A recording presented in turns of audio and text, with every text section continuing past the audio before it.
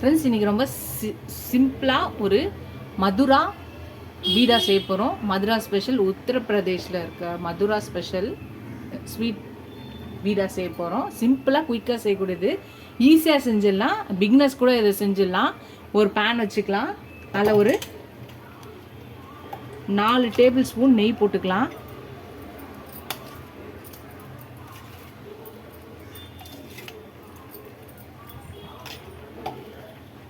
ஒரு 1/4 கப்பில் பால் ஊற்றிக்கலாம். 1 கப்பு மில்க் பவுடர் போட்டுக்கலாம். சுகர் வந்து ஆப்ஷனல், நான் ஒரு 1/4 கப்பு போடுறேன். வேணும்னா போட்டுக்கலாம், இல்லை ஸ்கிப் பண்ணிக்கலாம். மில்க் பவுடரில் சுகர் இருக்கனால விருப்பப்பட்டிங்கன்னா போடலாம், இல்லாட்டி தேவையில்லை. இப்போ எல்லாத்தையும் நல்லா மிக்ஸ் பண்ணிக்கலாம். இது நல்லா திக்காகி கடாயில் ஒட்டாமல் வரணும். அதுவரை இதை நல்லா திக்காக கிண்டிக்கலாம்.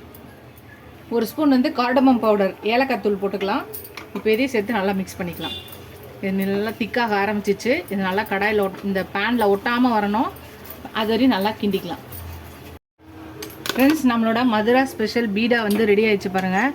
இது நல்லா கட்டியாகி கடாயில் ஒட்டாமல் எல்லாம் ஒன்று தண்டு வந்துச்சு பாருங்கள். அவ்வளோதான். எல்லாத்தையும் நல்லா ஒரே வாட்டி கிண்டிட்டு நல்லா சொல்ல வருது. இதோட பதம் வந்து கரெக்டான பதம் வந்தாச்சு.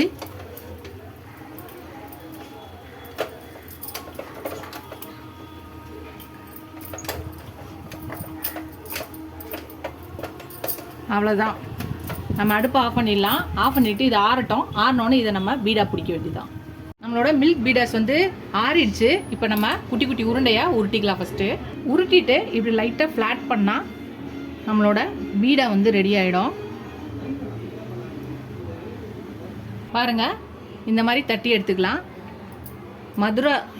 மதுரா பீடா, உத்தரப்பிரதேஷில் ஸ்பெஷலில் மதுரா பீடா. இது மாதிரி எல்லாத்தையும் நம்ம ரெடி பண்ணி எடுத்துக்கலாம்.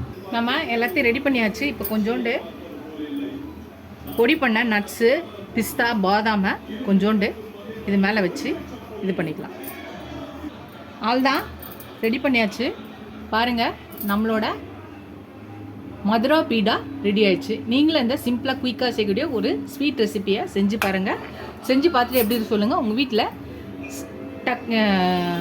திடீர்னு யாராவது கெஸ்ட் வந்துட்டாங்கன்னா டக்குன்னு இது செஞ்சிடலாம். வீட்டில் மில்க் இருக்கும், மில்க் பவுடர் இருக்கும், நெய் இருக்கும், சர்க்கரை வேணாலும் சர்க்கரை போட்டுக்கலாம்.